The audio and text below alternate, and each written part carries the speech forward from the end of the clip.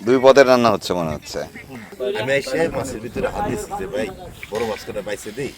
কাটাগায় university দিয়ে না এমনি মোবাইল গেছে বারবার স্মরণ করায় দেন। এই তো আনুবাইছে খারাপ আছে। জাল একটু কম হয়ে যাবে না? আর কয়টা জাল দিয়ে দিন তো আস্তে দিন।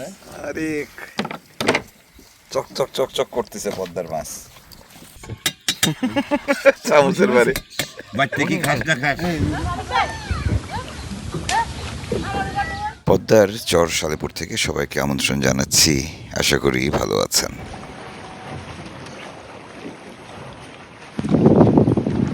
গত কয়েকদিন ধরে আমরা এই চরে রয়েছি। চরগুলোতে মানুষের জীবন কিভাবে কাটছে সেটি দেখছি। এখানেই আমাদের সকাল থেকে দুপুর হচ্ছে, দুপুর গড়িয়ে বিকেল হয়ে রাত হচ্ছে, রাত পেরিয়ে সকাল হচ্ছে। দেখছি মানুষের জীবনযাপন।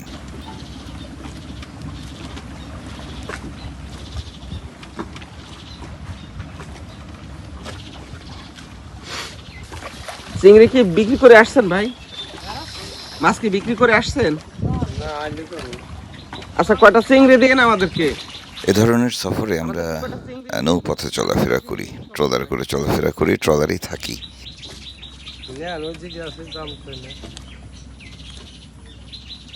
এখন কি বেড়াইতে আসেন না কোনো কাজ আইছেন? নতুন কোথাও গেলেই আমাদের দেখে সন্দেহের চোখে তাকান সেখানকার মানুষেরা। সন্দেহ করারই কথা। এভাবে নৌকা বহর নিয়ে শহরের মানুষরা তো সচরাচর এদিকে আসেন না, আসলেও থাকেন না।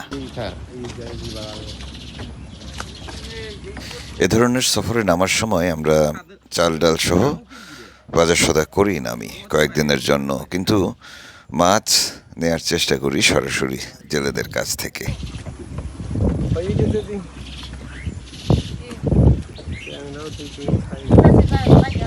ভাই কি মাছ পাইলেন? কি মাছ পাইলেন?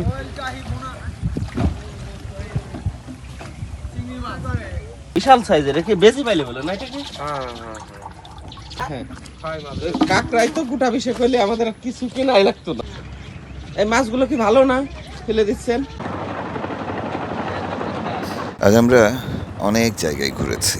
চরের এক প্রান্ত থেকে আরেক প্রান্ত, নদী পথে চলেছে আমাদের ট্রলার, আবার পায়ে হেঁটেও ঘুরেছি কলাবাগানের এক প্রান্ত থেকে আরেক প্রান্ত পর্যন্ত। তারপর ফিরতি পথ ধরে আসার পথে দুপুরের খাওয়া দাওয়া করেছি। তার আগেই পদ্মা নদীতে বেলায়েত ভাইয়ের মোবাইল ফোন পড়ে গিয়েছিল।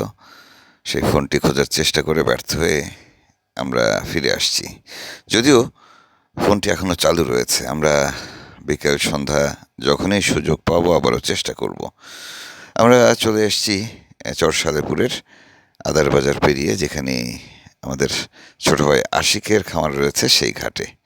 এখানেই আজকের রান্নাবান্না হবে। আপনারা জানেন, আসার পথে আমরা পদ্মা নদীর ছোট মাছ কিনে নিয়ে এসেছি।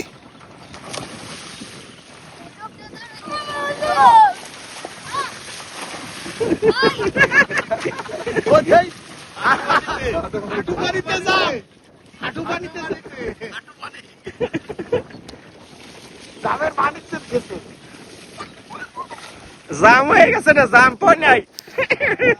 আমরা যখন আসি তখন বিকেল গড়িয়ে সন্ধ্যা নামছে নামছে। বেলায়েত ভাই ট্রলারে রান্না বসিয়েছেন। গোসল করে ফিরতে ফিরতে সন্ধ্যা হয়ে গেল। তখনও দেখি বেলায়েত ভাই ট্রলারে বসে মাছ কাটা বাছা করছেন। বেলায়েত ভাইয়ের মাছ কাটা এবং সেটি ধুয়ে পরিষ্কার করে রান্নায় চড়ানো পুরো প্রক্রিয়াটি কিন্তু অসাধারণ। আমরা বেলায়েত ভাইয়ের হাতের মাছের রান্না খুবই পছন্দ করি। আজকেও পদ্মার তাজা টাটকা মাছ খাবো তার হাতে। আরে আমাদের রানু ভাই কত কষ্ট করতেছে। এ কি নটারে?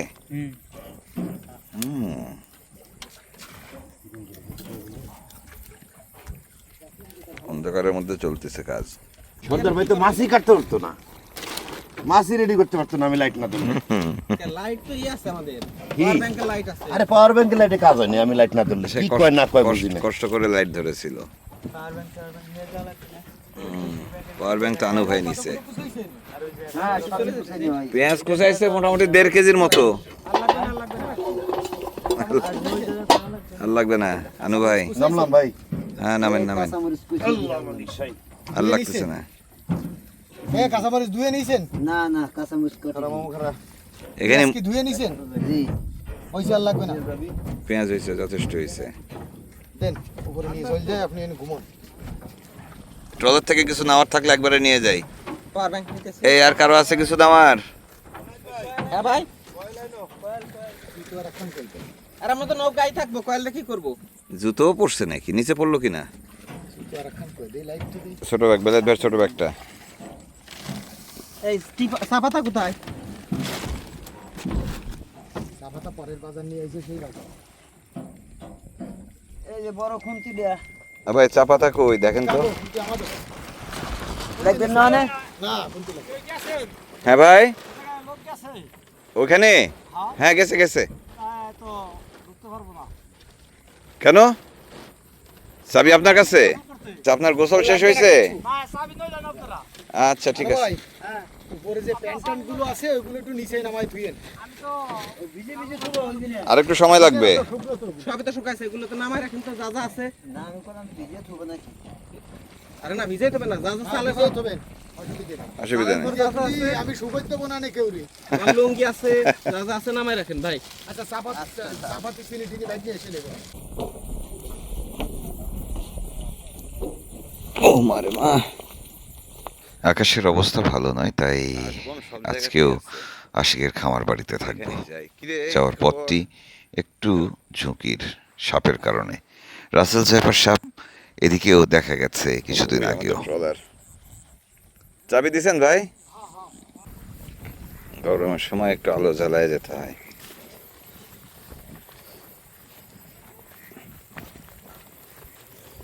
ফোনে তুলে রাখছি না ভাই, হুম, ফোনা তুলে বসে রাখছে।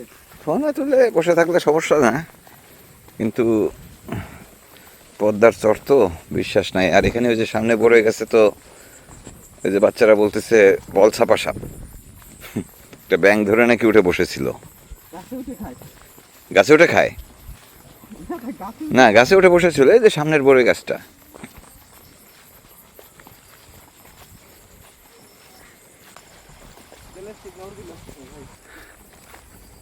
চলে আসছি আশিকের খামারে।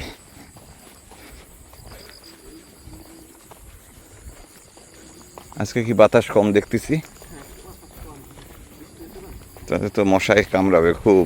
আজকে বেলাত ভাই আমাদের সন্ধ্যায় সন্ধ্যায় রাতের খাবার খাইয়ে ফেলবেন মনে হচ্ছে, কারণ ট্রলার থেকে কোটা বাছা করা মাছগুলো এনেই তিনি চড়িয়ে দিচ্ছেন চুলায়। আজকে খুব তাড়াতাড়ি রান্না হবে, রাতের খাবার হবে। দুই পদের রান্না হচ্ছে মনে হচ্ছে। হ্যাঁ, হ্যাঁ, একটা আলু দিয়ে ঝোল আর একটা পেঁয়াজ দিয়ে গোল। আরে আমার আর আমার ভাইয়ের কথাই শোনে, আমাদের তো যত পদের শেষা আছে তাই দিয়ে কি ভাই। আমার কথা তো সেটাই ভাই। আমি এসে মাছের ভিতরে হাত দিচ্ছি যে ভাই বড় মাছ কটা পাইছে দেই। কাটা গায়ে নুনের সেটা দিয়ে না, এমনি মোবাইল গেছে বারবার স্মরণ করায় দেন। এই তো আনুবাইছে খারাপ আপনি। আপনি ভাই কত খারাপ। হানু ভাই তো আপনি পক্ষে ভাই। আমার ভাই না। হানু ভাই বলতেছে যে ওই যে আপনি বলছেন না আপনারা রান্না করে খান। রাহুল ভাই, এই দেখেন অর্ধেক রান্না এখানে হয়ে যাচ্ছে। হানু ভাই আর ওই যে আমাকে শহীদ ব্যাপারের এক জায়গায় করা লাগবে, দুজনের সামনে দাঁতের একই অবস্থা। এই আসে গেছে, অর্ধেক রান্না এখানে হয়ে যাচ্ছে। মিক্সিং কোন ব্যাগের মধ্যে চাপাতা? হানু ভাই দুই সাইডে নিয়ে বসছে। চাপাতা দিয়ে দাও। এই ঝাল একটু কম হয়ে যাবে না? রান্না চলছে না, মনে হচ্ছে যেন কোনো জাদু দেখাচ্ছেন আমাদের বেলায়েত ভাই। তার এই অদ্ভুত সুন্দর করে রান্না করা দেখতে চারপাশে ভিড় জমেছে অনেকে। ওইখানে তো খাবার লবণের এটা কনফিউশন দিয়ে নিচে রাখো। অনেক বিশেষ স্বাদ লবণের মতো। দেখেন না, দুইজন শোয়া ছিল, কোন রকমে উঠছে দেখেন, কোন রকমে মানে উঠে এক হাতের উপরে খুলতে পারতেছে না। এনে এখনো চোখ খুলতে পারতেছে না। এই কি হয়েছে? কি হয়েছে? লালটু মনে হচ্ছে ব্যথা পাইছে। হ্যাঁ লালটুটা বাদ দাও। সকালবেলা খাওয়ার সময় নিতে পারে দেখেন। তাহলে যে লবণ আনছে তার দোষ না। এটা কি বিষের কোটা আনছে? না না না, এগুলো- মানে বিশের কৌটার ভিতরে দেন চাবি দেন। না এইটা হলো ওই যে লবণটা না হলে হচ্ছে না। এই মনে পড়ছে ওই এই রুম থেকে বড় কোটা নিতে হয় তো আমি এটা ম্যারিনেট করে খাবারের জন্য দিয়েছি। এই ছোট একটা এই লেবু আছে না আমাদের? হ্যাঁ লেবু আছে। একটু কাটি দেন তো দুটো লেবু। ও যাও নৌকা আবার গালের মধ্যে ঢুকে গেল। মানে ওইটা স্পিড আসতেছে হ্যাঁ ওইয়া ওঠা ছিল ওখার বল ওই যেভাবে কয় চুপকা এটা গাছের নিচে দিয়ে গেছে আল্লাহ। মাথার ভিতরে বাইরে যায় হানুবার যে সামনে দাঁতের অবস্থা না, ওই শরীরটা বেরিয়ে দাঁতের সেম অবস্থা। ওটা আমার রাতের ভিতর তো চলে গেত নৌকা আমার ওই নৌকার সাথে বাড়ি খাইছে বাড়ি খাইয়া দাঁতের ভিতর দিয়ে নৌকা চলে গেছে। এটা নাও তো, এটা দিকে দিয়ে দাও তো বাবা, মাছ দিয়েছে। আরে চক চক চক চক করতেছে পদ্মার মাছ। টাকাও তো চক চক চক চক করে। এদিকে মাছ কম পাওয়া যায় বলে মাছের দাম বেশি, এটা হচ্ছে মূল কাহিনী। হ্যাঁ, স্বাদ টাদ কিছু না। না স্বাদও বেশি এই যে আন্দাজে স্বাদ বেশি। অন্য নদীর মাছ খাইছো? খাইছি না। আচ্ছা আমারে বলেন আপনি এই কাকসির গুড় আর কোথায় পাইছেন? যমুনা ভাই, যমুনা, কি বলে? যমুনা কাকসি। এই যে বললাম নদী একটাই দেখছেন আপনারা, আর নদী দেখেননি বাংলাদেশের। যমুনা কাকসির গুড়া যে টেস্ট। আরে আল্লাহ, এই যে যখন সিরাজগঞ্জে ছিলাম, চরণ বিলে চলন বিলের মাছের মতো স্বাদ একবার কি যায় না আমাদের সাথে, বুঝছেন? বিলে কাঁচা খাইছি এই যে মাইসি কাঁচা খাইতে পারবে যে কেউ। চলন বিলের মাছের যে স্বাদ, মানে আমার মতো মানুষ স্বাদ মানে বুঝতে পারে। এই যে মাইসি না, আলাদা স্বাদ। যে কেউ কাঁচা খাইতে পারবে, যে কেউ। হাতটা নেন। ভাই লেবুর লাগবে না? মাছ ধোয়ার তো দেখছেন না, মাছের গন্ধ বেরোলি আমি সে না লাগে না। মাছ ধুতে হয় অনেকবার। এই মাছ এনে এসে কয়বার ধুইছি আপনার আন্দাজ আছে? ওই জালিতে ফেলায়, জালি নেই বলে মাছ ধুতে পারি। জালি এক দিয়ে দিলাম। দেখতে আমরা পদ্মার মাছ খাবো ভাই, আপনারা দমে যায় না। পদ্মার মাছ খুব স্বাদ, কিন্তু দাম বেশি। টাকা চাবায় খাচ্ছি, ওই মাছ না। মানে অন্য কোথাও হলে এটার এই মাছের দাম কেমন হতো ভাই? 200। 200? হ্যাঁ, হ্যাঁ 200 তো বিরাট টাকা। মাছ কই 200 টাকা। হুম। শুধুমাত্র ওই যে বড় মাছগুলো আলাদা করতে এই মাছ কটায় 300 থেকে 350 টাকা আমাদের। হ্যাঁ, তোমাদের অঞ্চলে তো মানুষের অনেক টাকা। এইটা ভাই আমাদের পদ্মার এই মাছ খাও। অনেক দাম বেশি, সব কিছুর দাম বেশি। পদ্মা নদীর মাঝখানে বসে আমরা 700 টাকা দিয়ে এই কটা মাছ কিনে খেলাম। না উনরা তো এই মাছ অ্যাকচুয়ালি 500 টাকা দাম। হ্যাঁ আমরা সম্মানের খাতিরে ওটা ওই যে সেলুনের নাপিতের মতো দাম মোলামুলি করে। আমাদের উপরে হ্যাঁ যে দেন যা দেন দেন, খুশি হয়ে। খুশি হয়ে দিতে গেলে তার আমরা একটা বোতল দে তো। রান্না শেষ করে আমরা আমিন খাঁর বাজার যেটি রয়েছে চরসালেপুরে, সেখানে গেলাম। বেলায়েত ভাই সহই গেলাম একটি আপাতত চলার মতো মোবাইল ফোন কিনতে। কিন্তু তখন শেষ একবার ফোন দিয়ে চেষ্টা করা হলো বেলায়েত ভাইয়ের ফোনে, তখনও রিং যাচ্ছে। রাতের বেলা আবহাওয়া ভালো নয়, তারপরেও রওনা দেওয়ার সিদ্ধান্ত নিলাম। আমরা সোজা আদার বাজার থেকে ছোট্ট একটি মাছ ধরা ট্রলারে করে রওনা দিব, যাব যেখানে ফোনটি পড়েছে সেখানেই। নেমে গেছি।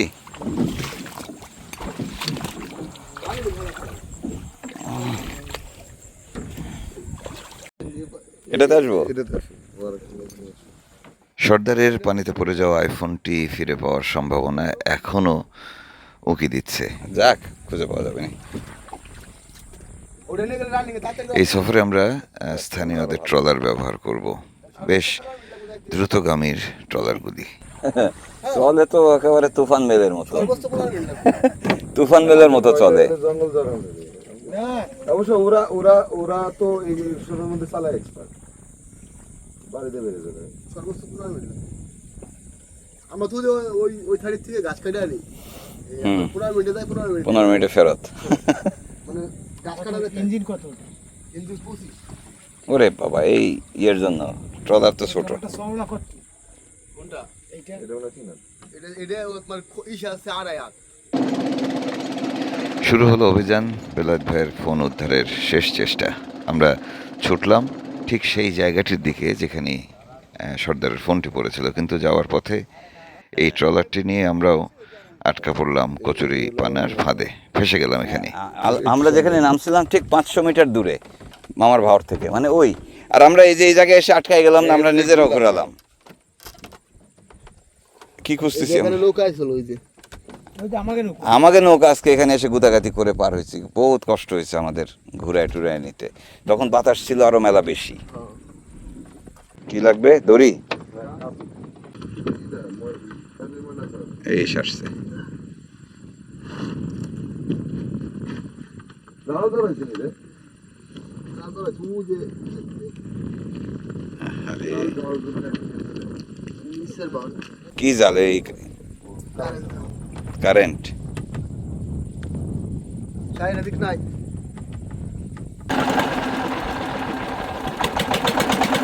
দিনের বেলা অনেক খোঁজাখুঁজি করেও বেলায়েত ভাইয়ের ফোনটি পাইনি, কাজেই এখনও যেহেতু পানির তলে ফোনটি বাজছে, আমরা চেষ্টা করব শেষ মুহূর্ত পর্যন্ত। এই অন্ধকারে নিশ্চয়ই পানির তলে যখন রিং করব আমরা, তখন বাতি জ্বলবে, আমরা দেখতে পাবো, তখনই ফোনটি আমরা তুলে ফেলবো, এরকম একটা চিন্তা ভাবনা করে এসেছি। যেহেতু মোবাইল ফোনের লোকেশন বেলায়েত ভাই তার পাসওয়ার্ড এবং বাকি তথ্যগুলো দিতে পারছেন না, কাজে এভাবে খুঁজে বের করা ছাড়া আর কোনো রাস্তাও নেই। আমরা এগিয়ে চলছি ঠিক সেই জায়গাটির দিকে যেখানে বেলায়েত ভাইয়ের ফোনটি পড়েছিল। আচ্ছা ঠিক আছে, চলো চলো চলো চলো,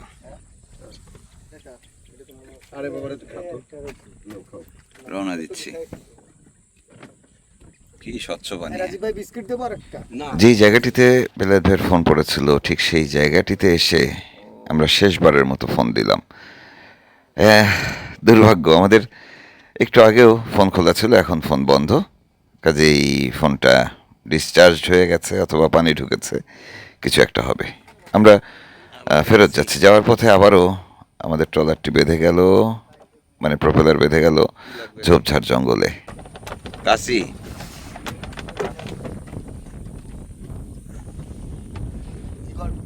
এদিক নাই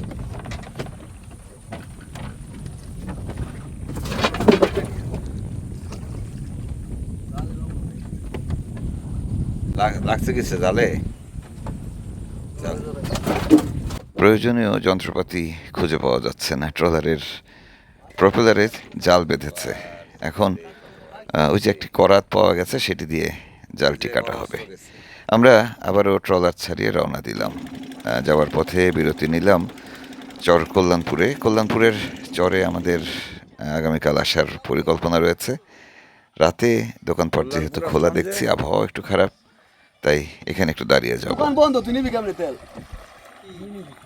দোকান বন্ধ নি ও চর কল্যাণপুর, এই ভাই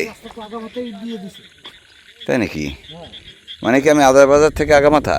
না না সেই তো, মাঝখানে তো আবার ঝামেলা আছে। এই যে ভাই দেখেন বাদাম গাছ, কাঠবাদাম কি সুন্দর হয়েছে। কাঠবাদাম হ্যাঁ, দেখ চাটা খেলাম ভালোই। এত বড় কার্গো নিয়ে আইছে মাছ মারতে। না, এটা হচ্ছে ভরের ট্রলার ভাই। হ্যাঁ, মানে বিভিন্ন জন মেরে নিয়ে আসবে। বড় বড় বড় ভর, হ্যাঁ বড় না বড় ওই তো ভরই তো বললাম। রাজীব, বসতে হবে বসতে হবে। রওনা দিলাম আবার, এখন যাচ্ছি আদার বাজার। আমরা রাত 8টার দিকে রওনা দিয়েছিলাম আমাদের ঘাট থেকে, এখন বাজে প্রায় 11:30। ভীষণ ক্ষুধার্ত, আমরা ফিরে খাওয়া দাওয়া করব। পদ্মা নদীর এই জায়গাটি পার হতে হতে মনে হচ্ছিল হাওরের কথা। হাওর বা বিল বা যেই জলাগুলো রয়েছে সেদিকের চেহারাও কিন্তু এরকম। ব্যাক টু আদার বাজার।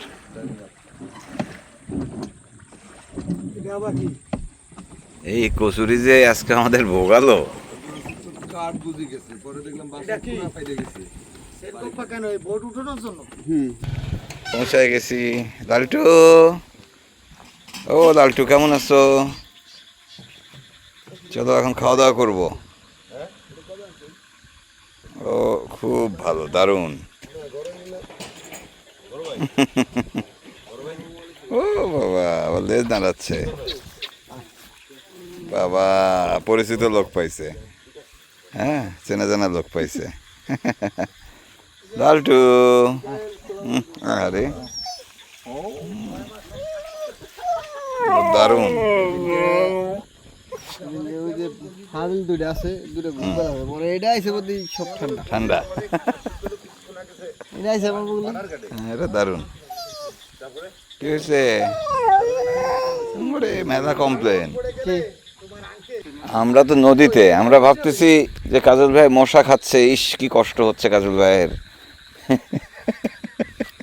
কষ্ট করে রান্না করলাম আপনার জন্য। হ্যাঁ দেখেন ভাই, একটু দেখেন রান্নাটা। মানে এটা তো মাখানো ছিল সবকিছু, তারপরে কি মাখানো ছিল ভাই? সে বাইরে খাইতে দেবে ও ভাই, কি মাখানো ছিল? সেটা তো চচ্চড়ি। হ্যাঁ হ্যাঁ চচ্চড়ি। আচ্ছা, তারপরে যে বাসা মাছ দিয়ে রান্না করলাম, ওটা খাওয়া যাবে? দেখেন আচ্ছা দেখা যাক। অনলাইন থেকে না বুঝছি বুঝছি। আমি এখন অনলাইন ব্যবস্থা ভাই। হ্যাঁ ভাবি সাথে মানে ভিডিও কলে রেখে করছেন, না না, ভিডিও কলে না, ফোনে ফোনে। ফোনে জাস্ট একটু বলছি যে ইনস্ট্রাকশন নিছি। কি অবস্থা, আজকে তো মহাবিপদে পড়ে গেছি রে। গোলাম হোসেন ধরা খেয়ে গেছে। কেন এনায়েত পারে তো টুকটাক। গোলাম হোসেন কাজল ধরা ভাই খেয়ে আফসোস গেছে। করতেছিল যে এই মাছগুলো কেন আলাদা রান্না করতে বললাম, আমি একসাথে রান্না করতে বললাম। ভালো হতো। আজকে মাছের দুটি তরকারি হয়েছে, একটি বেলায়েত ভাই করেছেন আর একটি করেছেন আমাদের কাজল ভাই। কাজল ভাই মোবাইল ফোনে ভাবির কাছ থেকে পরামর্শ নিয়ে রান্না করেছেন। দেখা যাক সেই রান্নাটি আজ কেমন হলো। হয়েছে তার রানতে আজকে ভাই না, খুব কষ্ট হয়েছে না কাজল ভাই রানতে? কাজল বাইকনের পর খুব সন্তুষ্ট আছে। এই প্লেটে আমার দিচ্ছি দেন অনেক তরকারি দিতেছে। চামচের বাড়ি বাড়িতে কি খাস না খাস? এই ওই যে প্লেট ওই যে দুইটা আর ওই দুটো দিছি আমি বাইর করে জমবে খাওয়া। কানু ভাই আসেন। রাত 12:30 বাজে খাওয়া শেষ হলো। দুর্দান্ত রান্না হয়েছে। এমনিতে ক্ষুধার্ত ছিলাম, কিন্তু পদ্মা নদীর একেবারে তাজা মাছ দিয়ে যে খাওয়া দাওয়া হলো আজকে, সেটি আসলে মনে থাকবে অনেকদিন। যাই হোক, খাওয়া দাওয়া করেই ঘুমাতে যাচ্ছি। বিদায় নিচ্ছি, কাল আবারও দেখা হবে। ভালো থাকবেন সবাই।